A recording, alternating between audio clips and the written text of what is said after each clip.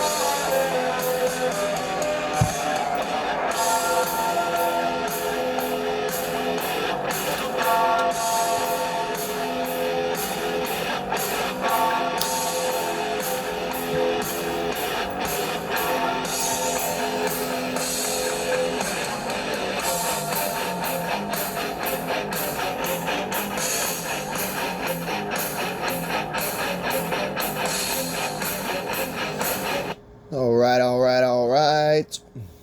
Welcome to Blue Pill Podcast, everyone. This is Abe, your host. Abe, you're rocking out this morning. Yeah, it's related to the episode. By the way, dude, old school Metallica fucking hit hard, man.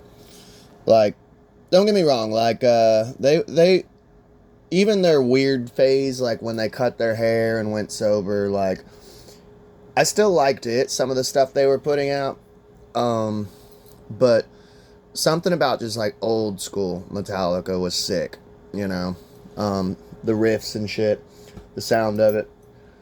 So, let's see, it's August 16th, 2026, I am off today, I got a busy day. Yesterday I mowed the front and backyard, that's all I did, dude. I think it was 86 degrees outside. I was pouring sweat, and it was 80 degrees in the house. I had to take break, just drink plenty of water. I was like, I'm off tomorrow. I was like, I'll take care of the ceiling tomorrow. It is 9:20 a.m. So, why did I play that particular song? Well, here recently, I've been doing a lot of Blue Pill podcast episodes. I've been trying to like checkerboard it, kind of like the conspiracy people right there. He's a Mason. See, he said checkerboard. I've been trying to do like a conspiracy corner episode and then a Blue Pill episode and then a conspiracy corner episode and then a Blue Pill episode. Cause here lately, dude, I ain't gonna lie, dude, I've just been wanting to do like Zelda and video game episodes, Blue Pill shit. And by the way, that's not a bad thing. I have two podcasts, and I created two podcasts because I noticed that when I'm like in a good state of mind and I'm feeling good, I put out more Blue Pill content. And not that I will ever stop being a conspiracy theorist or stop the conspiracy podcast. I ain't gonna lie. I take breaks from now and then. There's 2 times, maybe even 3, that I've taken like a year break. I'm like, I can't do it mentally. Nope. Like, that and, burnout. I have suffered from burnout 2 or 3 times. Cause you gotta think, man, I've been doing this for over a decade. And there has been times where I've taken like a whole year off, you know? And like, I just didn't want to do it. And then one day I would just be like, man, I miss podcasting and jump back into it, you know. What is that cat doing out there? But yeah, if I'm doing more Blue Pill shit, that means I'm in a good state of mind. And also, I've been gaming a shit ton. I've been playing Link's Awakening, the original. I'm going to be reviewing it. I'm halfway through it. And I've also been playing The Frog for Whom the Bell Tolls. Japanese cart. It's the prequel to Link's Awakening is what a lot of people call it. If you want to know more about what turned me on to The Frog for Whom the Bell Tolls, I did an episode literally called Prince Richard dash the frog for whom the bell tolls. And I kind of get into how it's related to Link's Awakening, how a lot of people call it the prequel to Link's Awakening, and how it's almost like an offshoot Zelda game. So, if you don't know, I've been playing a shit ton of Zelda games the past 2 years. That's kind of been my jam, past 2 or 3 years. There's a Zelda playlist, go check it out. And here lately, I've been doing a lot of like, not so much, because I started out, I kind of doubt myself sometimes. And I always try to preach like self-confidence and stuff when it comes to podcasting. I have a whole Inside Baseball series. But sometimes even I doubt myself, and I'm like, I was doing at first just like video game reviews. I dipped my foot into it and just did a shit ton of video game reviews. Once again, I was just in that state of mind of just like blue pill podcasting like crazy. And then I always watch like something related to what I'm doing, and where I've been playing the frog for whom the bell tolls and Link's Awakening here lately. I always put on background videos on YouTube. I don't know if anyone else games like that, which I am playing with like original hardware. I always put something on related to it while I'm playing. And I'll pause it and be like, if something sounds interesting. And I put on a lot of videos of like retrospective videos or just the side history of certain games. And I was like, you know what? I'm going to start doing that. Like, I don't have to do just game reviews. I can do the side stuff. And I have been. Like, I put out an episode of why is there a swastika in Zelda 1? Did a whole history on the Manji. Where did the Triforce come from? I did a whole history on the Shoujo clan, or Hojo clan, I think. Yeah, Hojo. Link was a Christian, you know. I've been doing like little side history games because, yes, I'm going to review this game, The Frog for Whom the Bell Tolls, but I was like, I had a couple ideas for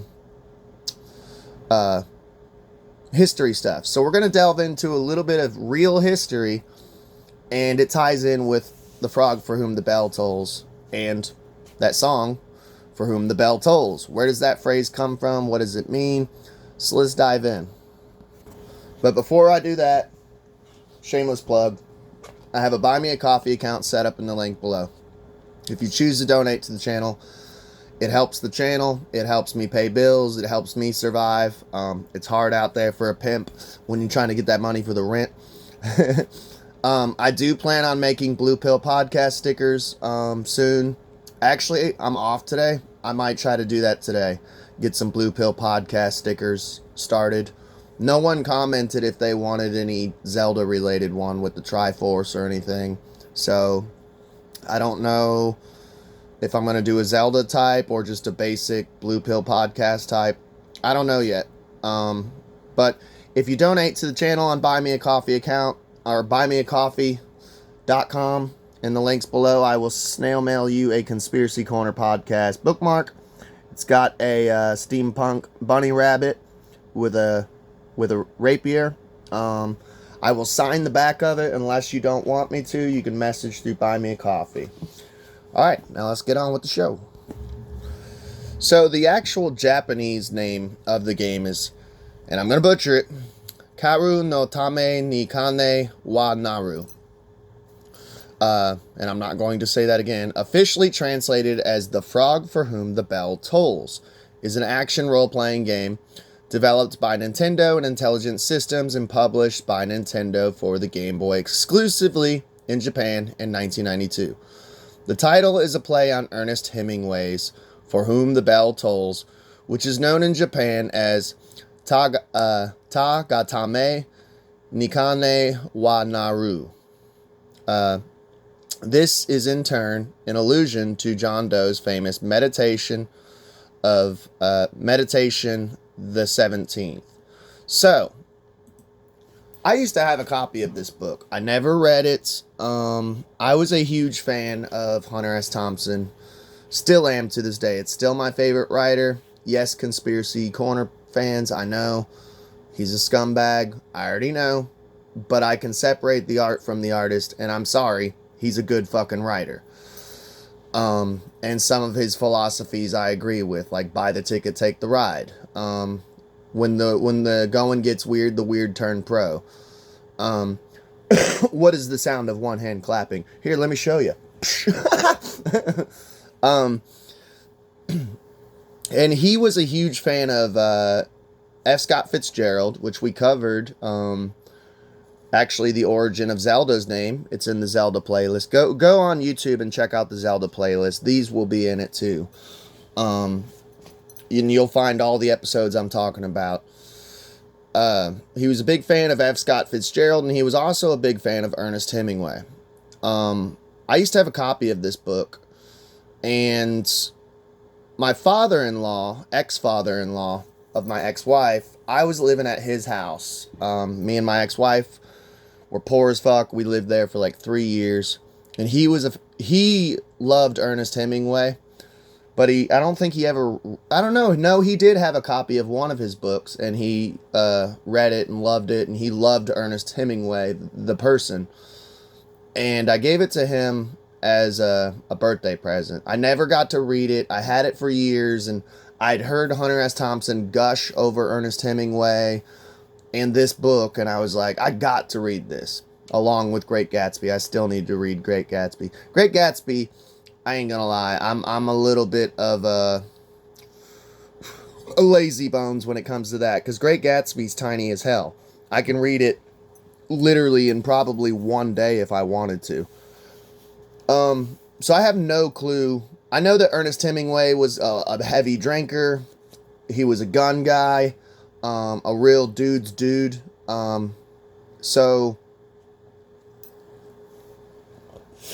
And he kind of ties in with conspiracy stuff. I know that he was a targeted individual. I really don't know much about Ernest Hemingway or For Whom the Bell Tolls, so we're going to dive in together, and we're going to have a little bit of school today on Sunday. This is, what do they call it, whenever you're in trouble and they made you go to school on Saturday, you know, the Breakfast Club. So what is For Whom the Bell Tolls? It is a novel by Ernest Hemingway. It was published in 1940. It tells the story of Robert Jordan, a young American volunteer attached to a Republican guerrilla unit during the Spanish Civil War. As a demolitions expert, that sounds cool, he is assigned to blow up a bridge during the Segovia offense. By the way, I think that Ernest Hemingway was kind of like a journalist. I could be wrong, but I think he was in a lot of these areas at this time, you know. It was published just after the end of the Spanish Civil War, 1936 through 1939, which had been covered in detail in an international media at the time. The writer assumes his audience knows that the war was between the leftist government and the Second Spanish Republic, which many foreigners went to Spain to help, and the nationalist faction, which was supported by Nazi Germany and fascist Italy. In 1940, the book was published. The United States had not yet entered World War II. So, sounds like this was a volatile time and lots of warfare. In this game, without spoiling too much, The Frog for Whom the Bell Tolls, there are two rival princes. One is Prince Richard, a character in Legend of Zelda Link's Awakening. And the other one, I can't recall his name right now because I am playing on a Japanese cart, unfortunately. So I'm trying to watch people play in English ROM. And I know people in the comment section can go, well, why don't you just play the English ROM? Because I love original hardware. I don't know, kind of ties in with the Great Reset, and I want to own this and it's mine, you know. And it's just not the same. But, So I've been watching people play it along while I play it. Because for one, I keep getting stuck because I don't know Japanese. And two, I'm somewhat picking up the story here and there. But one thing that I have noticed is there's like this army of the Krokians. There's a rivalry between two princes. They're both fighting for the same cause, but they're rivals. They're both from two different kingdoms. One of them is the kingdom of Custard, which is Prince Richard. The other one, I can't recall what his kingdom is named. They're all named after food, so I definitely see why they titled the game The Frog for Whom the Bell Tolls, because it's like that book apparently is about war-torn Spain, I guess, the Spanish Civil War, you know. And this game is all about adventuring, but it's also going on during a war. Like the scene that I just finished on this game, literally there was soldiers who raided a town, destroyed a bell, and you're like, you go in and you're like fighting soldiers and shit. It's pretty fucking cool. The novel is regarded as one of Hemingway's best works, along with The Sun Also Rises. I've heard a lot about that. A Farewell to Arms. I've never really heard too much about it. And The Old Man by the Sea. I've heard a lot about, honestly, like 3 of these books. Like, one day I'm just going to have to get a Hemingway book. And if you've ever read Hemingway, and if you're a fan, let me know in the comments which would be the best Hemingway book to start out. Because I ain't gonna lie, if I read it and I think it sucks, I'm probably not gonna read any more of his stuff. I'm just being straight up. Because life is short, time is limited, and I'm not gonna waste my time in my life, minutes of my life or hours of my life on something that's gonna be garbage. So like, let me know which Hemingway book is the best one to start out on. So here's an essential plot summary of For Whom the Bell Tolls.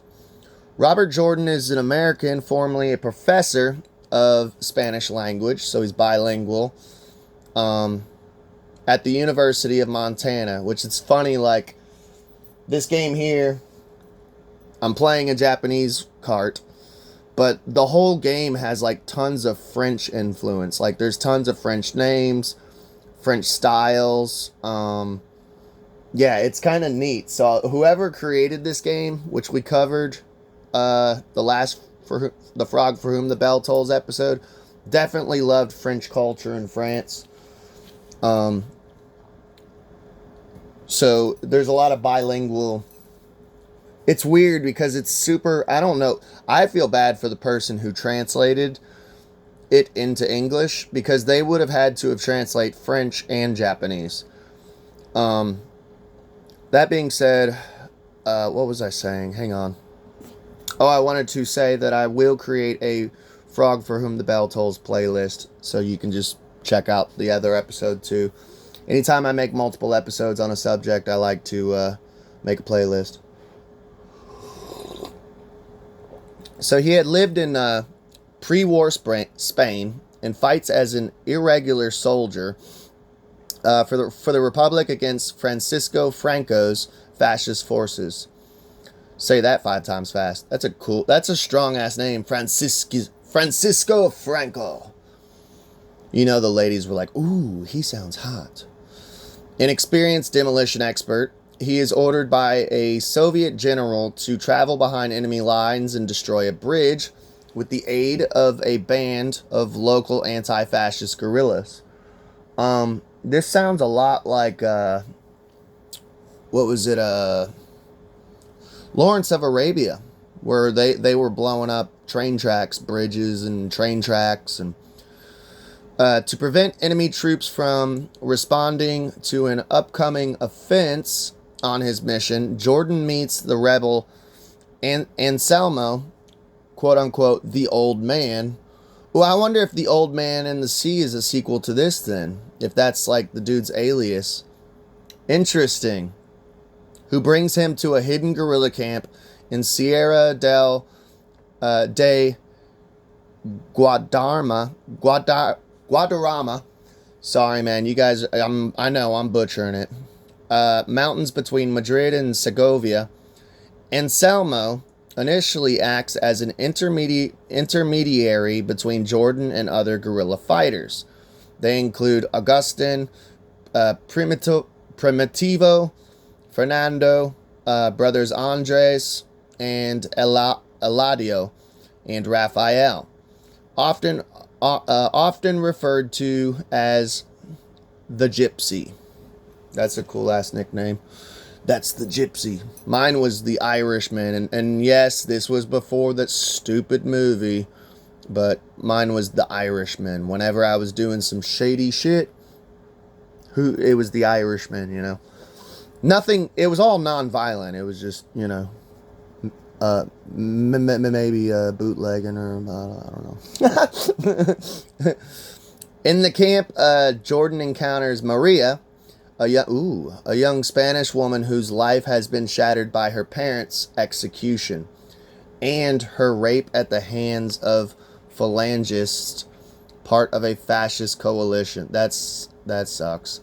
At the outbreak of the war, his strong sense of duty clashes with both the unwillingness of the guerrilla leader Pablo to commit to an operation that would endanger himself and his band, and Jordan's own newfound lust for life, which arises from his love for Maria, Pablo's wife. The strong-willed Pilar, with the support of other guerrillas, displaces Pablo as the group's leader and pledges the allegiance of the guerrillas to Jordan's mission. So, once again, I definitely see why they named it The Frog for Whom the Bell Tolls, because Prince Richard and the main protagonist, which you play as, they're in a love triangle.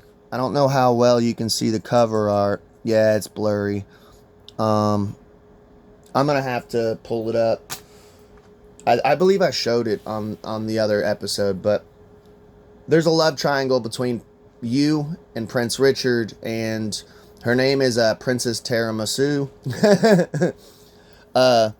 It's kind of neat. Like, I just did a scene where, like, they're best friends, but they're rivals, and they're both chasing the same girl, you know? So, I definitely see why they named it after this, because they, somewhat in a way, it sounds like they're kind of, not really so much copying it, like, verbatim, but, like, kind of like a nod to it, like, hey, let's make a similar story to For Whom the Bell Tolls. When another band of anti-fascist guerrillas, led by El Sordo, is surrounded and killed during a raid they conducted in support of Jordan's mission, Pablo steals the dynamite detonators and exploder. Hoping to prevent the demolition and to avoid fascist reprisals, although he disposes of the detonators and exploder by throwing them down a gorge into a river, Pablo regrets abandoning his comrades and returns to assist in the operation. The enemy, surprised of the coming offensive, has prepared to ambush it in force, and it seems unlikely that the blown bridge will do much to prevent a rout. By the way, it's kind of crazy too, because like in the beginning of the game, there's like a blown up bridge. Well, it's like a destroyed bridge, and like you have to like complete this dungeon, and then this guy like rebuilds the bridge. It's very interesting, man. I see what they're doing. I see you. However, Jordan understands that he must still demolish the bridge, unless he receives explicit orders to the contrary. Lacking the detonation equipment stolen by Pablo, Jordan devises an alternative method, exploding the dynamite by using hand grenades with wires attached so that their pins can be pulled from a distance. So he's doing some MacGyver shit. He's like, yeah, I destroyed the bombs, but okay, I can still do it. We could do it with hand grenades. Do a little piece of yarn. This shit sounds actually pretty dope. I wonder if there's a movie. They had to have made some Hemingway movies. The improvised plan is considered more dangerous as the guerrillas must be near to the explosion. While Pilar, Pablo, and other guerrillas attack the post at the two ends of the bridge, Jordan and Salmo plant and detonate the dynamite, costing Anselmo his life when he is hit by a piece of shrapnel. While escaping, Jordan is maimed with a tank when a tank shoots his horse from underneath him. Knowing that his wound is so severe that it is highly unlikely that he will survive and that he would slow the others down, he bids farewell to Maria and ensures her escape to safety with the surviving guerrillas. He refuses Augustine's offer to shoot him and lies waiting in agony, hoping to kill an enemy officer and delay the pursuit of his comrades before he dies. This sounds epic as fuck, dog. The narrative ends with Jordan waiting for the perfect opportunity to launch his ambush if he does not go unconscious or die first.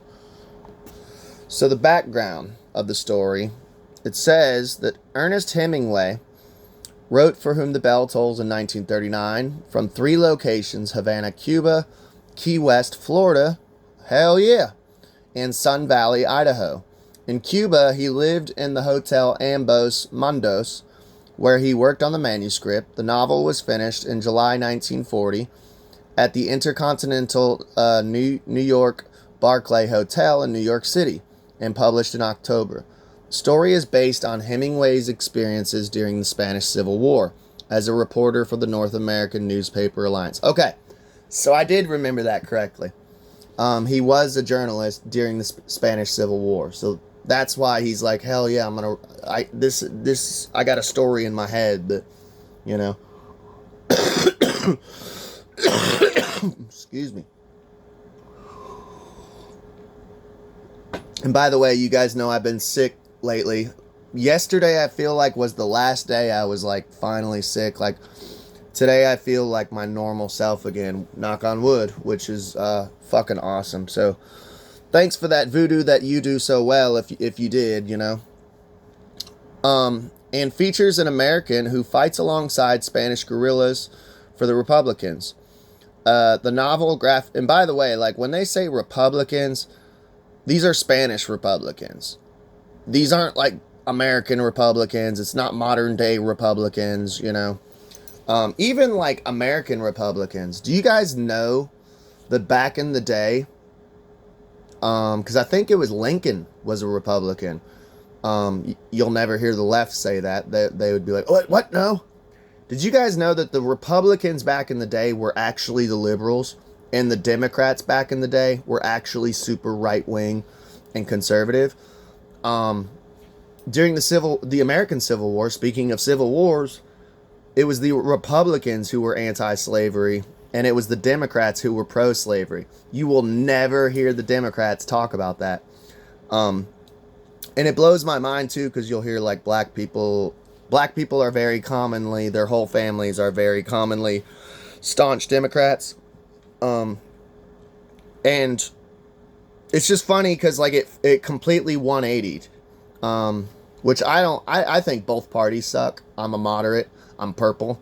I'm on my own team. I don't pick teams. I'm on Team Abe, you know. But so when you hear Republicans, for one, they're Spanish Republicans, but also Republican was a completely different thing way back in the day, you know. And then they 180'd and switched, like, yeah, order out of chaos.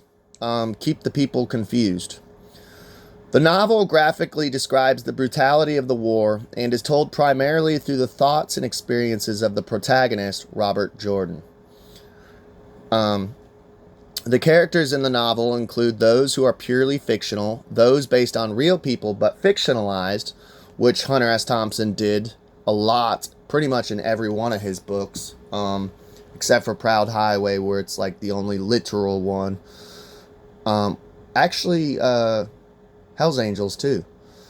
I think, though, Hell's Angels was the first time Raoul Duke was introduced, which was one of his pseudonyms. So I definitely can see where Hunter Thompson was, like, inspired by the fictionalization of real people from reading Hemingway. You know, it was like, ooh, I like that. I'll do that, too. And those who were actual figures in the war, set in the Sierra de Guadarrama, Ooh, I think I did better that time. Mountain range between Madrid and Segovia. The action takes place during 4 days and 3 nights. For Whom the Bell Tolls became Book of the Month Club choice, sold 500,000 copies within months, was a finalist in the Pulitzer Prize. Pulitzer Prize, man. I used to be a journalist. I used to be a writer. The Pulitzer Prize is like the writer's prize. Like if that's like the biggest achievement you can get as a writer, whether it be journalism, whether it be fiction. If you can get the Pulitzer Prize, that's like you made it. You made it, you know. Just saying, if you don't know what it is, look into the Pulitzer Prize. And became a literal triumph for Hemingway, published on October 21st, 1940. The first edition print was run was 75,000 copies, and it was priced at $2.75. Wow, shit was cheap back then. Like if you go to the store right now and buy that, For Whom the Bell Tolls, let's say you get the cheap paperback, not even the hardcover, it would probably be at least like $20. I would say at least $20. I would say. And back in the day it was, so that's like 100% increase almost. Back then it was $2.75. That's fucking nuts. But yeah, let me know what you guys think. I know this was kind of random, but here lately I've been doing like the history behind certain video games that I'm currently playing. In a way, I'm kind of teasing you up for trying to get you psyched for like the reviews when I do them. Like I said, I plan on reviewing The Frog for Whom the Bell Tolls and Link's Awakening, the prequel and the sequel. Also, yeah, I think that's about it. That sums it up. Let me know if you guys enjoy. Please check out the Zelda playlist. I'm going to create the Frog for Whom the Bell Tolls playlist, so go check that out. A Link's Awakening playlist is out there already. Go on YouTube and check out my Zelda and playlist, and there's a game review playlist. Just go through my playlist. There's a ton in there.